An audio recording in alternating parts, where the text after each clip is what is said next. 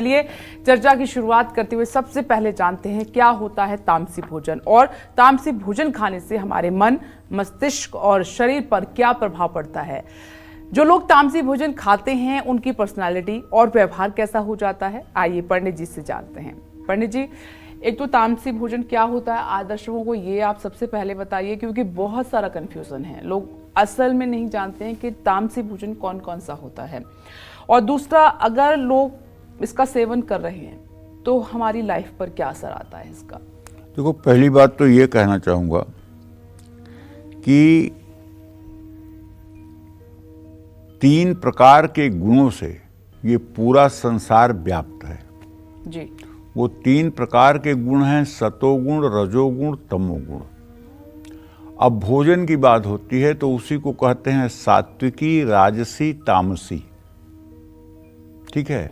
और गीता में इसी बात को भगवान कृष्ण कहते हैं, त्रैगुणई विषया वेदा निस्त्रैगुण्य भवार्जुन निर्द्वंदो नित्य सत्पेस्थो निर्योग क्षेम आत्मान।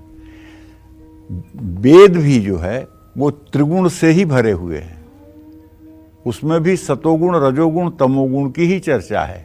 निस्त्रैगुण्य भवार्जुन, इन तीनों गुणों से परे हो जाओ। वो चौथा गुण क्या है? चौथा गुण है भगवान की शरणागति। चौथा गुण है भगवान की शरणागति। जब व्यक्ति के अंदर न सतोगुण रह जाता है, न रजोगुण रह जाता है, न तमोगुण रह जाता है, केवल समर्पण भाव से शरणागति हो जाती है, तो ये चौथा गुण है। और चौथा गुण भगवान को प्राप्त कराने वाला है। ठीक है। अब किसी व्यक्ति के शरीर में न तो परमानेंट तमोगुण रहता है, न परमानेंट सतोगुण रहता है, न परमानेंट रजोगुण रहता है। तीनों गुण रहते हैं, समय आने पे अपने आप प्रकट होते रहते हैं। जैसे एक छोटी सी घटना तुम्हें बताऊं। एक परिवार जो है वृंदावन गया और उसमें मतलब एक पुत्र, माता पिता, 3 लोग गए। तो वहाँ वृंदावन में महाराज जी के यहाँ जो है सत्संग में उन लोगों ने भाग लिया। भाग लेने के बाद इतना सत्संग का असर पड़ा कि पति ने जाकर के वहाँ के मतलब कि वरिष्ठ कर्मचारियों से कहा कि मैं चाहता हूँ कि आप मुझे अपने साथ रख लें और मैं मतलब कि संन्यास ले लूँ। तो उन्होंने कहा कि आपके परिवार की स्थिति क्या है? तो बताया कि पत्नी है, 2 बच्चे हैं, शादीशुदा नहीं है। कहें तो देखिए, पहले आप पत्नी की जिम्मेदारी और 2 अविवाहित बच्चों की जिम्मेदारी निभाइए, उसके बाद ही आप संन्यास के लायक होंगे, नहीं तो महाराज जी आपको आज्ञा नहीं करेंगे जी। ठीक है। और उधर पत्नी ने जाकर के महिला सन्यासिन से कहा कि मुझे अब घर जाने की इच्छा नहीं है, मुझे यहीं रह जाने की इच्छा है। तो उसने समझाया कि भी आपके 2 बच्चे विवाहित हैं और आपके पति हैं, आपको घर में रह करके गृहस्थ जीवन का निर्वाह करना चाहिए। तो ये घटना एक ही साथ घटी, उधर पति उधर पत्नी। तो हमसे बताने लगे, हमने कहा तुम लोगों ने जो सत्संग सुना 1 घंटे, तो तुम्हारे ऊपर सतोगुण का रंग चढ़ गया, और सतोगुण का रंग चढ़ गया तो वैराग्य उत्पन्न हो गया। और फिर जब वहाँ से निकले तो 2 घंटे बाद क्या हुआ वो बताओ। तो कहें 2 घंटे बाद तो फिर जैसे थे वैसे हो गए। हम कहा घर आकर के फिर माया मोह में हो गए कि नहीं? कहें हाँ हो गए। हम कहा ये है गुण की प्रधानता। सतोगुण जब चढ़ा तो संन्यास की बात होने लगी, और जब रजोगुण आया तो कामना, विषयों की बात होने लगी, और उसी तरह से जब तमोगुण आता है तो आलस, निद्रा, प्रमाद की स्थिति बन जाती है। तो कहने का मतलब इन तीनों गुणों से परे इस विश्व में कुछ भी नहीं है। इन तीनों गुणों से परे अगर कुछ है वो है श्री हरि, वो है भगवान, वो है प्रभु। तो ये आमतौर पर हम आम जिंदगी में भी बच्चों को बोलते हैं, बड़ों को बोलते हैं कि उसकी कंपनी ठीक नहीं है, मतलब उसका जो फ्रेंड सर्कल है वो ठीक नहीं है, फ्रेंड सर्कल ठीक नहीं, इसीलिए आज ये स्थिति है। अगर फ्रेंड सर्कल अच्छा होगा तो आपकी ज़िंदगी भी अच्छी होगी, आपका व्यवहार भी अच्छा होगा, आप आगे भी बढ़ेंगे। तो इन सब का हमारी ज़िंदगी में पंडित जी बहुत असर पड़ता है कि हम अपनी ज़िंदगी में चूज़ क्या कर रहे हैं। देखो, हम ये जो आप कहना चाहती है, जो आप कहना चाहती है इसको हम एक शब्द में समेटते हैं। 2 चीज़ों का असर तुरंत पड़ता है। पहला, संग का रंग चढ़ता है, 1 सेकेंड में संग का रंग चढ़ता है। 1 सेकंड में संग का रंग चढ़ता है। और दूसरा, अन्न का असर तत्क्षण होता है। अन्नाद भवंत पर्जन्यः पर्जन्यः दन्न संभव, मतलब जैसा खाओ अन्न वैसा बनेगा मन। अगर आपने दूषित अन्न, पापाचार से, अधर्म से उपार्जित अन्न को खाया तो आपकी बुद्धि तत्काल भ्रष्ट हो जाएगी, इसमें कोई दो राय नहीं है। और उसी तरह से संग का रंग, एक बहुत बड़े ऋषि का लड़का, बहुत बड़े ऋषि का लड़का अजामिल था और जात से ब्राह्मण था। नित्य जंगल से जाकर के लकड़ियों को काट करके अपने पिता के लिए समिधा लेकर आता था।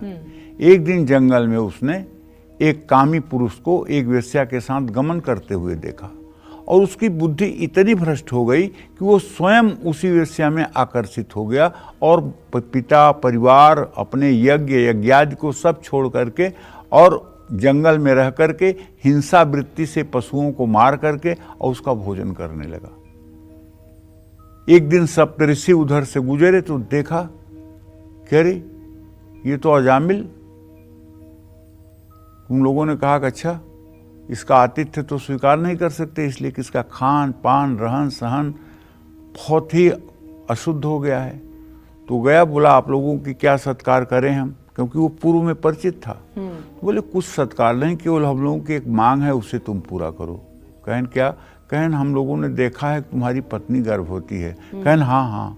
कहन हम लोगों ने ये भी देखा है कि तुम्हें पुत्र होने वाला है। कहन अच्छा, बहुत बढ़िया बात आप लोग बता रहे हैं। कहन तुम बस एक काम करना कि अपने पुत्र का नाम नारायण रख देना। बोले ठीक है। तो पुत्र का नाम नारायण रख दिया। और जब उसके अंतिम समय में मरने को हुआ तो जब यमदूत आए तो चिल्लाया बड़े तेज से बेटे को सहायता के लिए बुलाने के लिए, नारायण नारायण नारायण। तो भगवान के पार्षद आ गए, यमदूतों से कहे जाओ यहाँ हम लोगों का पुकार हो गया है, अब हम लोग यहाँ इसको लेके जाएंगे, तुम लोगों की जरूरत नहीं है। इसने नारायण बुलाया ना। तो यमदूतों ने कहा महाराज इसके पाप की गठरी 10 ट्रक है। कहें कुछ भी हो, लेकिन इसने नारायण कहा ना, अब हम लोग इसको लेके जाएंगे। तो कहने का मतलब पुत्र के बहाने भी नारायण कह देने से अंतिम समय में मुक्ति मिल जाती है, लेकिन संग का रंग बहुत तेज चढ़ता है और अन्न का असर होता है। जैसे श्रीमद् भगवद गीता के 17वें अध्याय में, अब चूंकि तामसी भोजन की बात है इसलिए उसी पर ही बात करूंगा। तो तामसी भोजन के बारे में लिखा हुआ है, या तयामम गत रसम पूति पर्यूषितम च यत उच्छिष्टमपि चामेध्यम भोजनम तामसः प्रिय। भोजन के 3 प्रकार, सात्विक, राजस और तामस का उल्लेख शास्त्रों में किया गया है। गुणों के अनुसार भोजन को मुख्य रूप से 3 श्रेणियों में बांटा गया है। सबसे पहले मैं बात करना चाहता हूं तामसी भोजन की। तामसी भोजन क्या होता है और तामसी भोजन करने वाले लोग कैसे होते हैं। तामसी भोजन वो है जो शरीर और मन को सुस्त करता है। अब जैसे श्लोक पर ध्यान दीजिए, गीता के 17वें अध्याय का ही श्लोक है, यात यामम। याम कहते हैं प्रहर को, यात माने बीता हुआ। एक प्रहर अर्थात 3 घंटे से ज्यादा का बना हुआ भोजन है तो चाहे कुछ भी हो बासी हो गया। गत रसम, ऐसा फल जिसका रस सूख रहा हो। पूति, प में इति प्रत्यय लगा हुआ है यहाँ पे, प्रकृति द्वारा जो दुर्गंधित हो। प्रकृति द्वारा सामान्य रूप से क्या दुर्गंधित है? लहसुन और प्याज उखाड़ करके आप देखिए, तुरंत उससे दुर्गंध आती रहेगी। पूति, पर्यूषित माने संग दोष से, सड़ा हुआ भोजन रखा हुआ है, उसके पास एकदम शुद्ध बना के ताजा भोजन रख दीजिए, तुरंत वो उसके प्रभाव से अशुद्ध हो जाएगा। च यत, और जितनी भी अभक्ष वस्तुएं हैं वो सब, हिंसा से प्राप्त हुई वस्तुएं। च मेध्यम मतलब हिंसा के द्वारा प्राप्त हुई वस्तु, किसी जीव की हत्या करके प्राप्त हुई वस्तु। भोजन तामसः प्रिय, ऐसा भोजन तामसी पुरुषों को प्रिय होता है।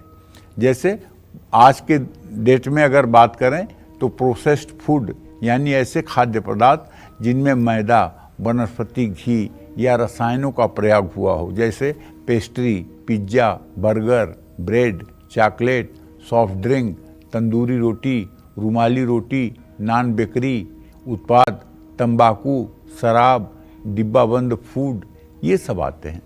ज़रूरत से ज़्यादा चाय, कॉफ़ी, केक, अंडे, जैम, सॉस, नूडल्स, चिप्स जैसे तले हुए पदार्थ, अचार, चाट, ज़्यादातर फास्ट फूड कहे जाने वाले पदार्थ इसमें आते हैं।